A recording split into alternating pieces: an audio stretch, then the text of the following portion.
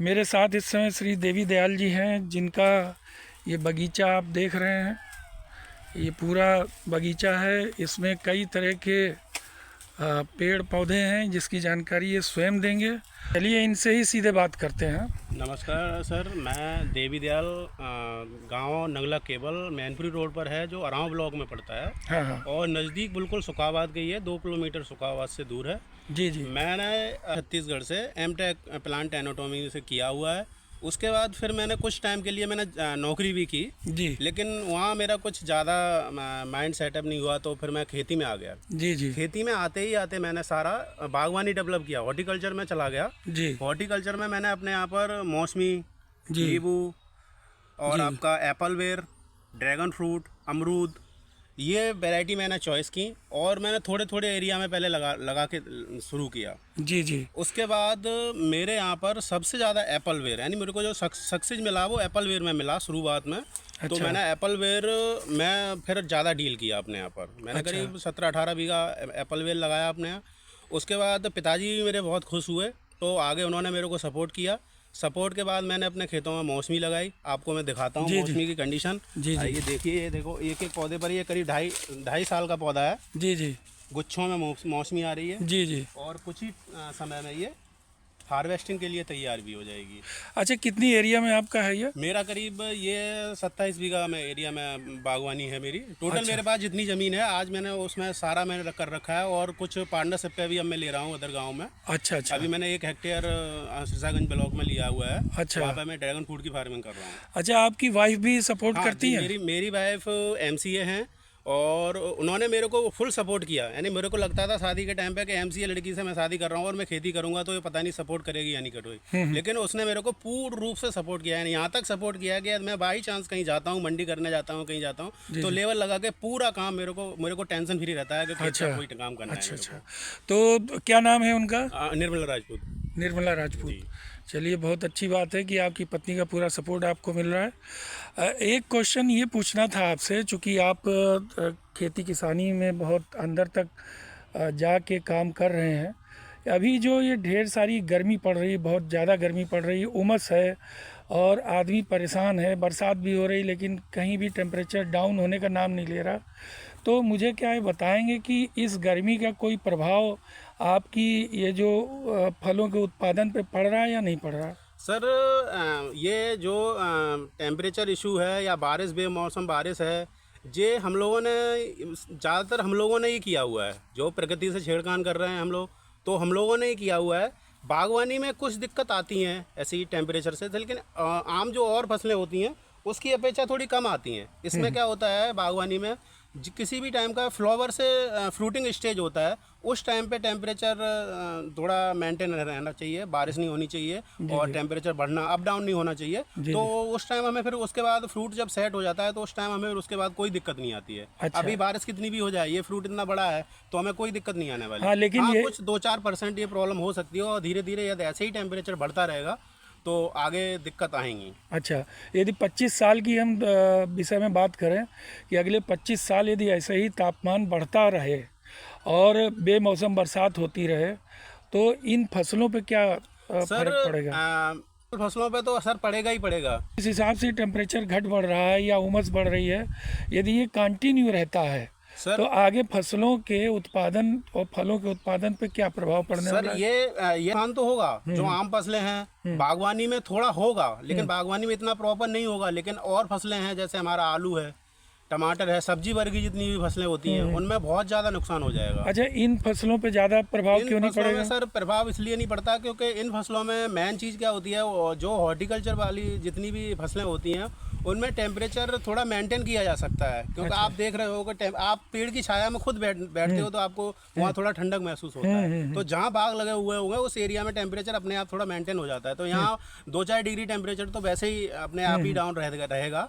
और इसमें क्या होता है, हॉर्टिकल्चर में एक टाइम पीरियड होता है कि उस टाइम पीरियड पे टेम्परेचर ज़्यादा या कम नहीं होना चाहिए, तो आपका फ्रूट सेट हो जाएगा। अच्छा, यदि ये टेम्परेचर बढ़ा हुआ पूरे साल रहे तब फसलों के उत्पादन पर क्या जी सर, प्रभाव पड़ेगा? बिल्कुल ये आपका क्वेश्चन सही है। यदि टेम्परेचर रेगुलर ये बढ़ा ही रहेगा तो हमें बहुत ज़्यादा दिक्कत आएगी फ्रूट सेट करने में, नहीं हो सकता फिर। नहीं हो सकता। जी।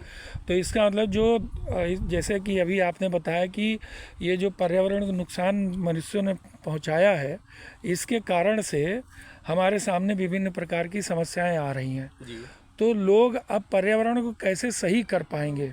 सर, कोई ऐसा विचार हो तो बताइए। पर्यावरण को सही करने के लिए हमारा एक मिसाल तो यही है कि हम सबसे पहले तो ज़्यादातर हॉर्टिकल्चर में जाएं, यानी जितने भी हम पौधे लगा सकते हैं पौधे लगाएं, मृदा संरक्षण को रोकने से रोकें। और आपका सबसे ज़्यादा तो ये मृदा संरक्षण मतलब को बढ़ावा दें। जी, मृदा संरक्षण को बढ़ावा दें। जहाँ कटान वाले इलाके हैं या जो पहाड़ी इलाके हैं उनको थोड़ा हम संरक्षित करें। और सबसे ज़्यादा यही है कि फोर्सली कि हम जितने ज़्यादा पौधे लगाएंगे उतना ही टेम्परेचर और बारिश का वो अनियंत्रितता जो देखने को मिल रही है, अभी कहीं बाढ़ आ रही है, कहीं सूखा पड़ रहा है, वो उससे ही स्थिर हो सकता है। अच्छा, तो बाकी जैसे और लोग आपकी तरह बिजनेस करना चाहते हैं, ये जो आपने ये मौसमी का है, ये आपके एप्पल का है, या बाहर लगा हुआ आपका ड्रैगन फ्रूट है, ये सब बिजनेस यदि वो करना चाहता कोई भी व्यक्ति, तो क्या उसको सलाह देना चाहेंगे, कैसे वो आगे बढ़ सकता है? सर, सलाह मेरे यहाँ डेली का नियम है, 2-4 किसान आते ही रहते हैं ट्रेनिंग करने के लिए, लोकल के भी और बाहर के भी। अच्छा। तो मैं सबसे पहले काम तो यही करता हूँ कि मैं उनको फ्री में सलाह देता हूँ। जो भी आता है मैं ट्रेनिंग टाइम पे अपना जो होता है वो बिल्कुल फ्री बताता हूँ।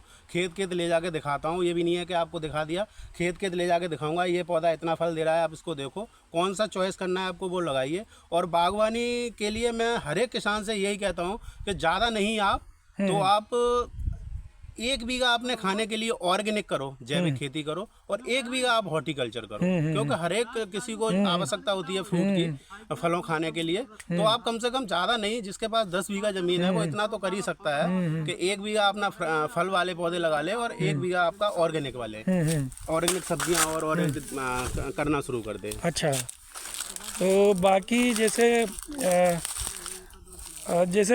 कोई और फल हो जिनको यहाँ सिकोहाबाद जैसी एरिया है या उत्तर प्रदेश जैसे क्षेत्र में जहाँ पहाड़ी इलाके कम है, वहाँ के लिए किस प्रकार की खेती के लिए आप प्रोत्साहन देंगे? सर, हॉर्टिकल्चर में मैं आपको मौसमी, नींबू, अमरूद और ड्रैगन फ्रूट सभी अभी मोस्ट पॉपुलर चल रहा है। अभी सबसे ज़्यादा महंगा और सबसे ज़्यादा फ्रूट है वो ड्रैगन फ्रूट है।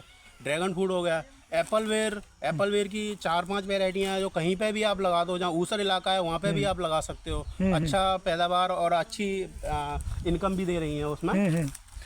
अच्छा, ये जो आपका ड्रैगन फ्रूट है, इस पर कोई मौसम का प्रभाव पड़ा या ऐसा महसूस कर रहे हैं कि ये जो मौसम में बदलाव हो रहा है तो ड्रैगन फ्रूट की खेती पे? टेम्परेचर अधिक होने से ड्रैगन फ्रूट में एक दिक्कत आती है कि जो उसके नए पत्ते जो होते हैं वो हमको थोड़े पीलेपन पे आ जाते हैं। तो हमने उसके लिए भी अपना एक सॉल्यूशन निकाल लिया है। उसके लिए हम शेड लगा लेते हैं मई-जून में। अच्छा। तो उससे वो प्रॉब्लम हमारी सॉल्व आउट हो रही है। अच्छा, मतलब कहने का आपका ये है कि यदि टेम्परेचर इसी प्रकार से बढ़ता रहा तो यदि ड्रैगन फ्रूट की खेती जो लोग कर रहे हैं उनके सामने भी दिक्कत आएगी? ड्रैगन फ्रूट नहीं सर, सारी जितनी भी फसलें हैं सारी फसलों में हमें परेशानियों का सामना करना पड़ेगा। तो इसके लिए आपने एक बहुत अच्छा विचार दिया है कि लोग पर्यावरण संरक्षण करें और जो पेड़ पौधे हैं उनको लगाएं और प्रकृति प्रेमी बने, जी, तभी आगे जो है जीवन सही रहेगा। जी सर, टेम्परेचर का इशू और ये बारिश का जो है वो तो तभी सही हो सकता है। अब मैं अपना खुद का ही बता रहा हूँ। 2 साल से हमारे यहाँ पर करीब मैंने अपने गांव में करीब 350 बीघा के आसपास एप्पल वेयर की बागवानी करा रखी है। तो हमारे यहाँ ये डार्क जोन है। यहाँ जो वाटर लेवल का एरिया है वो 180 फीट से नीचे जा चुका है। तो एप्पल वेयर में क्या है कि थोड़ा पानी का भी कम रहता है, बेर है तो पानी भी तो उसमें कम लगाया जाता। तो हम लोगों ने बेर की फसल चुनी यहाँ पर, और बेर में अच्छा भी पैदा हो रहा है। और हमने ये देखने को मिला हुआ है, मैं बाहर का कहीं का नहीं बता रहा, अपनी एरिया का बता रहा हूँ, कि जब से यहाँ बाग लगे हुए हैं हमारे यहाँ बारिश ज़्यादा होने लगी। क्या बात है, बहुत बढ़िया। और इसका वाटर लेवल भी सुधार आया होगा? वाटर लेवल सर अभी इतना 2 साल में तो वाटर लेवल का सुधार नहीं आया, लेकिन ये हमें देखने को मिला है कि 2 साल से हमारे यहाँ बारिश ज़्यादा हो रही है। बारिश इस एरिया में ज़्यादा हो रही है। क्योंकि इधर ढेर सारे हम देख भी रहे हैं, आपने कई तरह के पेड़ लगाए हैं। ये सागौन है शायद, जी और बाकी ये तो फसल आपकी है ही है। उधर भी मैंने देखा हुआ है दूसरे खेत में कि बेर के पेड़ हैं, और कुछ लोगों ने इधर आम, चूँकि इधर ज़्यादा सक्सेसफुल नहीं है, लेकिन फिर भी आपके यहाँ आम के बड़े बड़े पेड़ हमने पेड़ देखे हैं सर, पुराने पेड़ हैं, लेकिन हमारे डिस्ट्रिक्ट में ही आम नहीं लग रहा है। हाँ हाँ।